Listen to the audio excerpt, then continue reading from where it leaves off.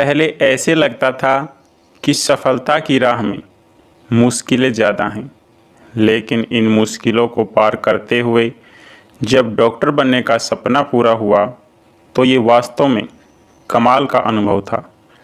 लेकिन राहें कभी आसान नहीं थी।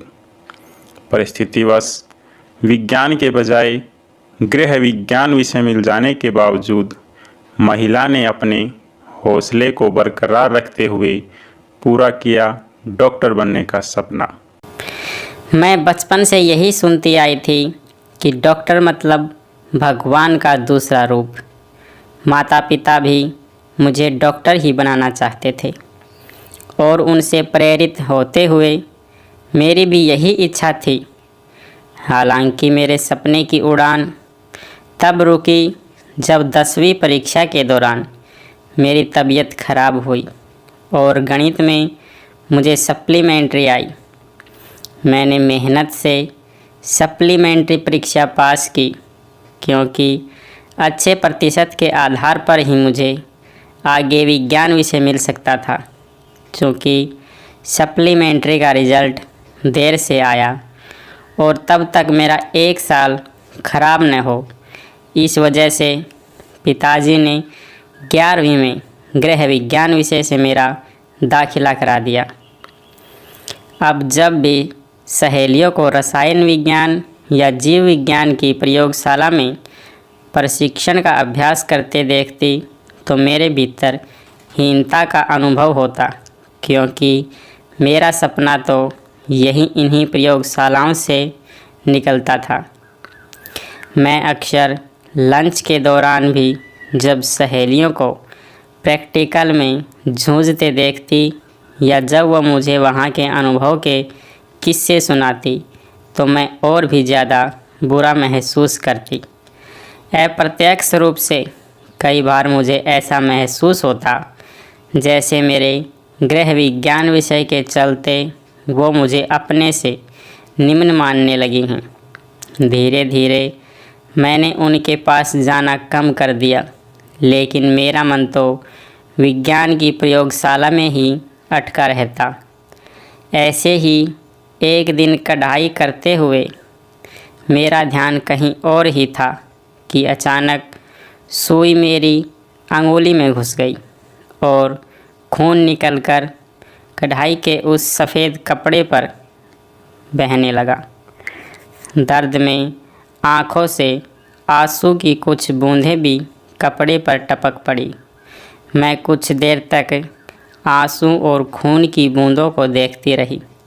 बस यही वक्त था जब खून का लाल रंग मेरे भीतर तक उबाल मार गया। मैंने तभी निश्चय किया, अभी जिस सफ़र की शुरुआत हुई है उसी राह पर चलते हुए अपनी मंजिल तक पहुंचना है। मैंने 11वीं और 12वीं में दिल लगाकर पढ़ाई की। जिस गृह विज्ञान विषय में मुझे रुचि नहीं थी, उसी में कक्षा 12वीं में अच्छी रैंक लाकर पूरे विद्यालय में एक मानक तय कर दिया। इसके बाद जब मैं बरकतुल्लाह विश्वविद्यालय में एडमिशन लेने पहुंची तो वहां हमारे फॉर्म भर रहे सहायक प्रोफेसर ने मेरी परसेंटेज देखे और विषय के चुनाव के बारे में पूछा तो मैंने एक पल भी बिना गंवाए तुरंत पूछा कि क्या जीव विज्ञान विषय मिल जाएगा। उन्होंने हामी भरते हुए फॉर्म दे दिया। हालांकि एड्रेस रिजल्ट आने तक मन में डर भी रहा कि कहीं फिर से गृह विज्ञान तो नहीं पढ़ना पड़ेगा। हालांकि मैं यह भी समझती थी कि विषय कोई भी खराब नहीं होता, मगर बात रुचि की थी और मेरी गृह विज्ञान में विषयगत रुचि नहीं थी। सौभाग्यवश मुझे जीव विज्ञान विषय मिल गया। खैर, कक्षाएं शुरू हुई। जैसे ही मैंने अपनी कक्षा में प्रवेश किया तो वहीं से आगे की पढ़ाई कर रही पिछली स्कूल की कुछ सहेलियों ने मुझे देखा तो उन्हें लगा मैं गलती से इस कक्षा में आ गई हूँ। जब मैंने उन्हें बताया कि मैंने भी इसी कक्षा में प्रवेश लिया है तो वे सब चकित हो गई। चूँकि मेरा 11वीं और 12वीं में बैकग्राउंड विज्ञान विषय नहीं था, सो मुझे अब अतिरिक्त मेहनत करनी पड़ रही थी। यही वजह रही कि मैं पीएमटी परीक्षा उत्तीर्ण नहीं कर पाई। इसके बावजूद उस दिन गृह विज्ञान की प्रायोगिक कक्षा में रुमाल पर बहे रक्त ने मेरे उबाल को कम नहीं होने दिया। मैंने मेहनत से विज्ञान विषय में ही ग्रेजुएशन और पोस्ट ग्रेजुएशन की पढ़ाई पूरी की। मैं पूरे विश्वविद्यालय में अकेली ऐसी छात्रा थी जिसने 12वीं में गृह कक्षा विज्ञान से परीक्षा पास करने के बाद भी विज्ञान में पीएचडी की थी। आज मेरी लगन और मेहनत के बूते मेरे नाम के आगे भी डॉक्टर लगा है। शासकीय अशासकीय संस्थाओं में जब स्वास्थ्य के ऊपर सेमिनार में लेक्चर देने जाती हूँ तो नई पीढ़ी को अपना उदाहरण ज़रूर देती हूँ कि अगर आपके भीतर लगन हो तो कुछ भी संभव है।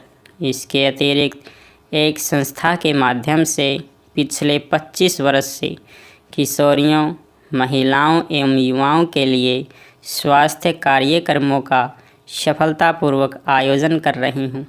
अपनी कहानी के माध्यम से मैं बस यह कहना चाहती हूँ कि जिस तरह मेरे खून के उस रंग ने मेरे भीतर उबाल भर दिया था, ठीक वैसे ही आप भी अपने सपनों पर नज़र बनाए रखते हुए दृढ़ इरादों के साथ मुश्किल से मुश्किल राह को पार करें। उसके बाद हमें हर वो सफलता हासिल हो जाती है जिसकी हमें तलाश है। आपका बहुत बहुत धन्यवाद।